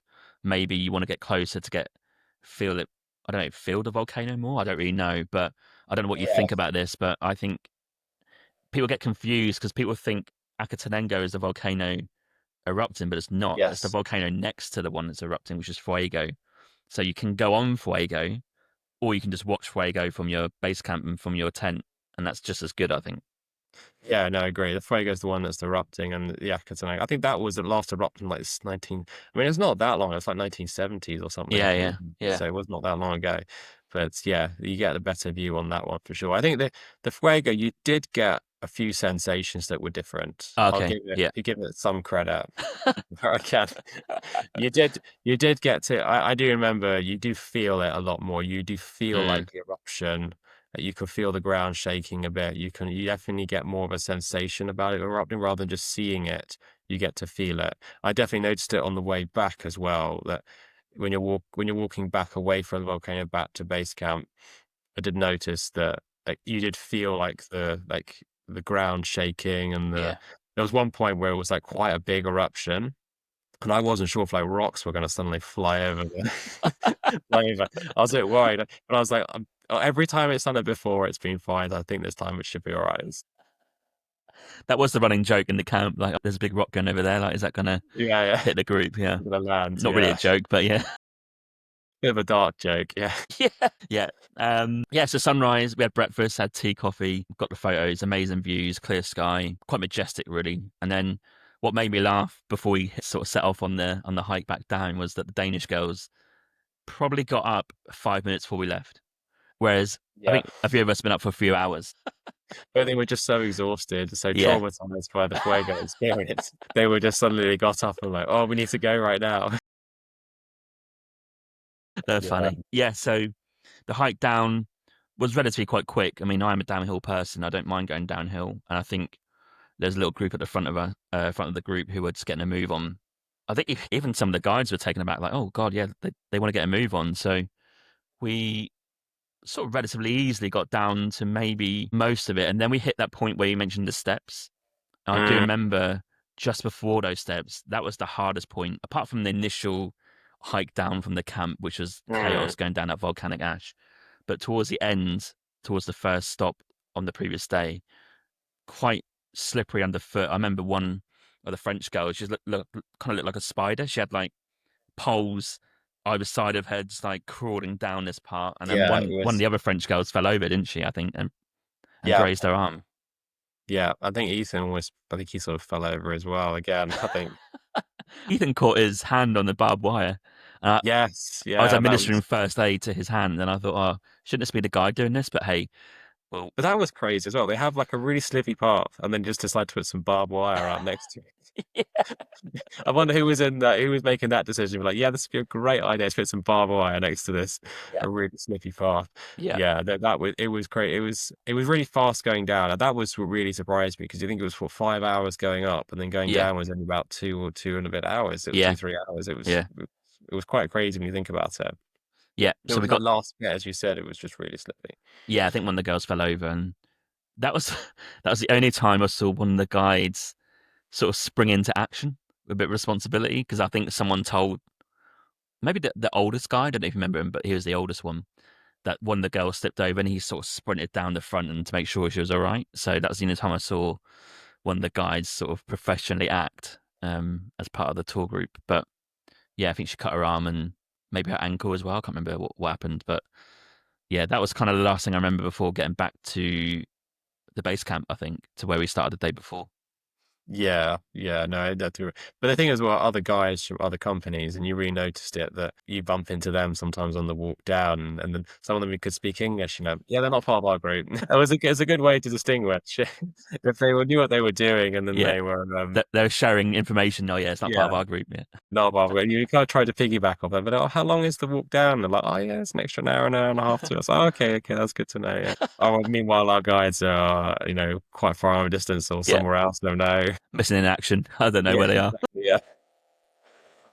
So to reflect on the hike, we get back down, we give our equipment back, and obviously we completed it, and it was great in the end because obviously the views are great. But on reflection, I want to give some do's and don'ts maybe for Yeah, people booking this yeah, hike. I think we've given our thoughts overall on the hike, what it's like. But my first thing off the bat of a don't maybe is kind of wing it in terms of booking for your hostel, because you do run the risk of a company like ours. yeah. So my first out of two questions is for you: would you recommend researching or taking advice maybe of other companies in the area? To would you actually recommend the company we went with? We can name them. I don't know if we want to or not, but would you recommend them either? Yeah, I was going to ask if we were okay to name them or not. I don't know. I don't mind if you can. I've got nothing to No, say to them. I think it's a responsibility to name them, because I think we might be overplaying it. Maybe it wasn't even that bad, but I think it just to share experience. I think we should name. So for me, a company you should book with is called Ox Expeditions. This was a recommendation from a Guatemalan tour guide. They do fill up quickly, so you need to book in advance, and they're about $99 for the same hike.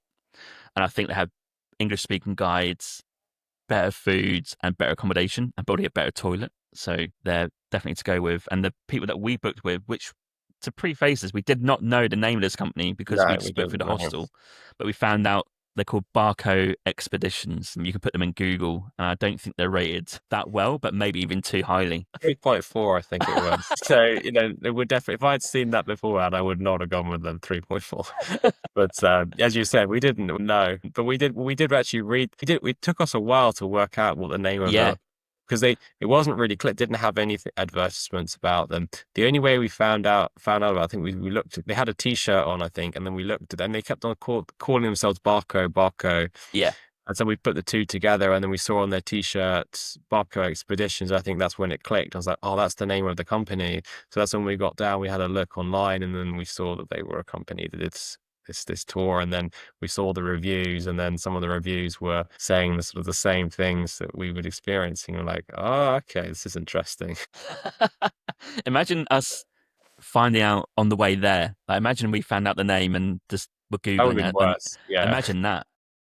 Yeah, that would have been way worse. Yeah, I'm glad we didn't. But yeah, it's a tricky balance because, as you said, for the other company, it's like you have to book them quite far in advance, and Yeah, quite often you don't know what you're going to do, so you end up getting tied down. I don't know whether there's like a good in between. Like there's maybe a company in town in Antigua, and mm. you can book through them or like one of the shops, or have other company online that you can book with. There's a bit more like, yeah, a bit in between that. Maybe you'd need a bit more notice than like it's always available. So maybe you have to Yellow book a flag. week in advance or something. Yeah, like, do you know what I mean? Like something that's maybe a week rather than a month in advance, something a more week or two in advance. Yeah, I don't know. Like, I think that may be a question that people would need to have a look at in more detail. But that's probably the sweet spot for I, it. I did hear Tropicana Hostel in Antigua. They are quite well known for booking a good hike, and I know we just said don't book for your hostel, but I think you can book through them because I think it's quite legit. So I think you have Ox Expeditions book in advance. Maybe Tropicana Hostel if you want to stay there as well. I think it's quite a good hostel, but they book through their Yeah, guides. I think that's a pretty well known and well hiked out adventure, if you like. And I think Barco is at the other end where you kind of winging it, turning up last minute and booking it on a day. it's the lowest. So it's like Yeah, it's whatever you. It's like if you want to do it, but there's got no other options. That's the one you go for. I mean, it did the job. I mean, we saw the volcano, we saw it cheaply, but I definitely think there would have been better ways to seen it. But it yeah, depends what you like. It was an experience, and we had some funny stories. And this is where I always think with these things is sometimes if it goes wrong, it can be quite funny yeah. reflecting back. If everything was really smooth, it's almost like True. boring in a way. Yeah. Sometimes the things go wrong to some extent. Obviously, if it's catastrophic, then it can be quite stressful at the time. Yeah, falling down that ridge. Yeah, it's not ideally uh, ideal to talk about that. Yeah, absolutely. Yeah, I exactly. I do recall we should mention this that we actually waited to book a hike because I think you want to go and see like Atitlán, which we'll come to in a Yeah. second. But also because of the rain, I was also worried that if we go too soon, that it'd be quite cloudy up there. So I think we Mm. timed it to make sure it was good weather. So that's the one advantage that we probably had booking Barco is that we could delay it 2 or 3 days and make sure we get the good views. Because I know some people who went before us and got nothing up there in terms of like it's just That, cloudy. yeah, that's the thing. You could pay what, $100 and then end up Yeah, loud. So it's a tricky one. yeah. Yeah, yeah. But Okay, so well worth doing, an amazing experience. Maybe book for a reputable company, and yeah. Anything else to say before we move on? the one. So I was going to think one other thing maybe to add is the hostel one. It's probably just worth. I mean, just thought this now is like something we didn't really think about, which we probably should have done when looking at was actually ask the hostel when you get there, like what company are you Yes. actually using? So then you can go around each of the hostels and ask them what company you're using for the trip. They could tell you, and then you can then look at the reviews for them. And if Tropicana's got is linked partnered with a good company, then you can go with them. And if another hostel like Central is partnered with Barco, and you see the reviews, and like, okay, it might be like that. Might be a good. That's probably a good. That's probably my recommendation. Mm. Okay. Yeah, I agree. I think we should have done that. I don't know why we didn't do that. I Um, don't know why. I don't know. It's just something we just Full don't think trust in about. the hostel, maybe. I don't Yeah. know. Okay. We've got 10 minutes left, so I thought I'd do 7 minutes on Guatemala because we both travelled there. Yeah. And then we'll do the last 2 to 3 minutes on quickfire travel questions. So Guatemala, after the hike, or before and after actually, I checked out Antigua. Very nice place, quite colonial. It's got the classic photo. If you go on Google and put Central America, and you're going to get this Mhm. yellow building with a volcano in the background. What did you make of the town? I liked it to some extent, but I think for me it was a little bit touristy. I think in some bits, I liked it though; it was nice. But I did find that it was quite difficult sometimes just to get to see like the more authentic. It was quite expensive, I found, in some areas, but I did like it. It was nice. Like all the things you wanted to go to, you had to pay to go extra, and also some of the meals that we had Yeah, that weren't cheap either. yeah, I found in some areas it was a little bit pricey. I still enjoyed it though. I think I preferred Lake Atitlán more than Antigua. I think that if you're going to go to other Central American towns, I think that I think there are better ones. I don't know. Like it's difficult because Antigua is very unique and it is very beautiful. Probably isn't anything like it, to be honest. But yeah, I think it was some bits a little bit touristy. That's what I found. But I did like it though. I did like it. Yeah. yeah. I think it's quite nice to walk around. There's some nice casts, but I do think that it's very touristy.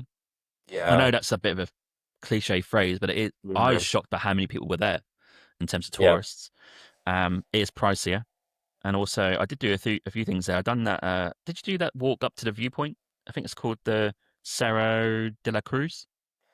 No, I never did that. No, I don't know why I That's didn't very do that. nice. Yeah, Yeah. that's worth doing. If you go early in the morning, there's no one up Yeah. there. Opens at 7, I think, or maybe 8, one of the two. But I walked up there first thing and got the views. That was incredible. And the Arco de Santa Catalina, which is the yellow building, that is filled with people. So the only advice I can Mm. give for that is go early in the morning and try and get that photo in between the arch with the And then volcano. Yeah. yeah, that's quite.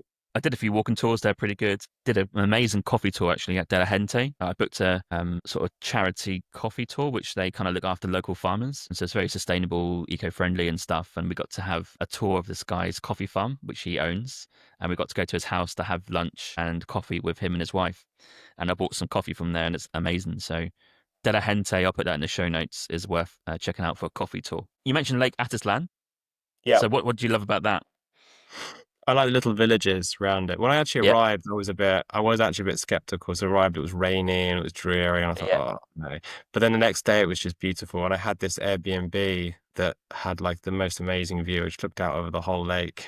And it was just off the balcony. I just looked out. It was like £30 a night. I was Oh, like, this is great. It was quite a it was a bit of a weird place. It was sort of in between San Pedro yeah, and one of the other towns nearby. Um, so it's a bit of a weird place on the road, but you could actually walk to it along the beach, and it had like a beach access, so you could go into it, and then you just walked up the steps. And it's quite steep steps to go up, but you walked all the way up, and then it had this view all the way out of the lake, and it was really nice. Yeah, I liked that, and I think it was just going to the other villages like Santiago and some of the other ones, Panapachen, a few yeah. others. Well, they were really cool to go around. So no, I really liked it. Yeah, Anything like I stayed in Pana. I can't pronounce this place. Panapachao, probably five Panahachao, yeah, whatever something that like place is. The main town on the lake, and you can just stay there. And what essentially happens is there's a local boat which goes to different villages, yeah. and you just hop on this boat, and depending on what village you're going to, it either takes 20 minutes or 45 minutes, and you jump off and on, and that's how it works. And I thought I had a decent time there, but I was there when it's windy. And I tried to do Yeah. some paragliding. I don't know if I told you this, but We know you haven't uh, told me this. yeah, I tried to book paragliding, and he said, "Oh, look, it may look like an incredible day, which it was. It's like clear sky, but he said the winds are really high up there." I was like, "Oh," so I couldn't book it for 2 days, so I didn't do it in the end.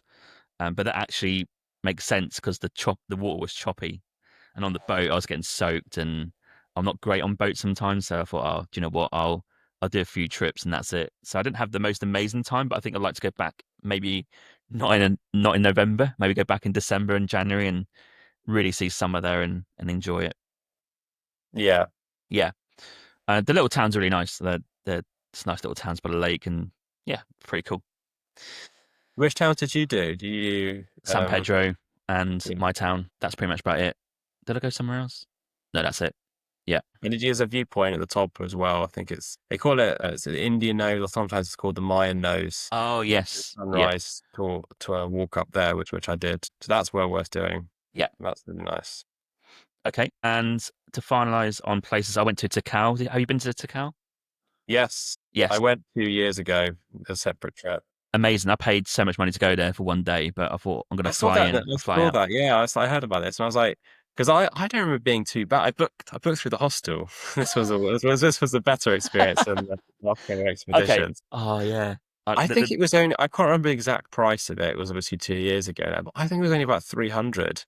Everything all in. So it was like transport, the entry. I think the entry for the park was only something like 200 or 250 or something from memory. Yeah. I And then mean, the yeah. guide was something like $5, and the transport was another $5. I think that was the total price of the whole thing, and everything was included. That's where I remember it. I don't know. It might have changed in 2 years. I No, don't no, know. no. It's the same. What I mean is because I didn't have time, I had to fly there and back, and Oh, I so I see. had to Yeah. fly into Flores, back to Guatemala City, then over to Mexico City, stay there, and Oh, go to yeah. Oaxaca. It was a nightmare because I ran out of time. I stayed too long in El Salvador. But what I mean by cost is that. But I do have a quick tip. I booked my hostel. You know, Flores is an island. Yes. I booked my hostel on the water across. So I'm not on the island. I have to get a boat to the north side, which is like across the water. Oh, yeah. And I Yeah. do not recommend this because it's a ball lake. Because you arrive in the dark, no one tells you, there's no signs. I just got on this random boat that I thought was right. I was kind of winging it. Paid this guy. These drunk guys were speaking to me on the boat. I'm like, oh, they kind of seem a bit.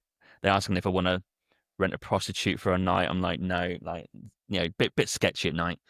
Anyway, I got across and I finally got to the hostel, but the hostel had its own little boating area, so you couldn't actually walk along the front because it's flooded. So I had to like find a way for the back way. It was chaos. So I would recommend going to Flores, booking a hostel on the island, and yeah, from Yeah. there it's fine. But the actual day itself, incredible. And you're right, it's still the same price to get the guide, the transport and stuff. It's about 200 to 300 quetzales. I can't remember how much. I didn't think it was that much. So yeah, definitely No, I still think that was one of the best things I did in yeah, Guatemala. Probably the unbelievable. best because it's that Tikal site. I think is really underrated. I think it's better than Chichen Itza in Mexico People because say that, yeah. it's you can go round. I think 90% of it hasn't been excavated. Yeah. You can walk around. You get the guide. He talks you through everything, and you can actually climb up the pyramids as well. Yeah. Yeah, and you just get so much. You just get so much for the experience. And I don't know when you were there. When I went, we had pretty much the whole place to ourselves. It was just amazing. Yeah, Yeah, I didn't think it was that busy. Yeah, yeah. I thought there's a couple of groups there and that was it. I didn't feel it was too crowded. It was enough people there to kind of mill about and have enough space. So I thought it was incredible. Yeah, probably one of the highlights in terms of a day that I've had. no, it was really cool. I remember flying because I flew from there from I think the flight's now stopped, but you can. I flew from Cancun to there Oh, directly. to We were Flores. on Yeah. this, yeah, we were on this little propeller plane that had like they painted the nose of it like a bird. It looks. I only had about 6 people on the flight as well, and the whole plane was like vibrating the whole way. But yeah, Fair. Okay. Yeah, I don't think that flight goes anymore, but you can get a bus to Belize. I think to yeah, you Belize can go City. around the other way. Yeah. Okay. I'm gonna do some quick fire travel questions for you just to finish the episode. Yep. These are some of your favorite things, just a 2 minute feature. I'm going to start with your top three favorite countries. Oh, that's a tough one. I think, what would I say? Top three would be Thailand. I would say Philippines, and I would say maybe Vietnam as well. That's probably the top three. Okay. And tell me three countries that are next on your hit list that you've not been to. Next on my hit list, I haven't been to. So Oman coming up, Yeah. India, and the third one I've got looking at the moment that I like to go to is probably Morocco. There's some Right. places in Northern Morocco I want to go to. So there are a few others that I like to go to as well. I think Yeah. go like in but they're not safe to go to yet, like Myanmar and places like that. Oh, But let's sure. see. Yeah. Okay. Which country do you think is the best for budget when traveling? Best for budget. It's a tricky question because like every country's got cheap bits. I think Laos was very cheap. I Oh, yeah. remember that Yeah. was probably the best budget destination I've been to. Yeah, I would say I wouldn't say Thailand anymore. I don't think Thailand is the best budget place anymore. You Mm. can find cheap places there, but I think southern Thailand specifically has become more expensive now, especially around Phuket and some of the Oh, yeah. islands for tourists. But Laos definitely cheap. I remember eating there, having a full it was like a Korean meal, and it was like 3 different dishes, and I think it cost me like £5 or something. Okay. Talking of dishes, actually, tell me top three favorite cuisines that you've experienced. That Thailand would definitely be up there. Thai cuisine, you can't beat it. That's number one. The second one I would put as what would be the second one? Thai would be number one. I did like Vietnamese. There was certain part, not all Vietnamese cuisine I liked. I Mm. think like the central Vietnamese cuisine I liked. And then the third one what would be the third one? Maybe like the Cambodian. Some of the Cambodian food was nice. Yeah, Interesting. yeah. So Okay. all in Asia. Yeah. Yeah, yeah, yeah. You have an age at the minute. Okay. My penultimate question is tell me a favorite hike or walk or trek. Oh, that's would be the Mount Apo in Philippines. I think that was my Okay. favorite. That was definitely my favorite. That was really amazing because it was like a couple of days hike and you got to see different things. So I think it was like 2 or 3 days hike. And what was really incredible about Mount Apo is actually on the island of Mindanao. So very few tourists actually Oh go yeah. there. Yeah, yeah. because the travel advisories come out. So I was a bit nervous about before going there. 'Cause I was like, oh, travel advisories, like the US government says, don't go there. But the UK government's a bit more mixed. Like they say, Yeah. I think like the Mount Athos was like right on the border between all but essential travel and Yeah. all travel. It's like right on the border. So like, yeah, it's essential to go do this volcano. That's kind of my justification. But yeah, that was the best one, for Okay. sure. Really incredible scenery, and it's got like lakes, and yeah, it's really cool. You've got different got jungle going all the way up. You've got boulders, you've got like a massive lake as well. Yeah, it's really cool. Okay. And the last question is going to be in two senses. Can you give two senses as to why someone should travel if they've never traveled before, or they're nervous, or they can't make the leap to go solo travel, for example? What would you say?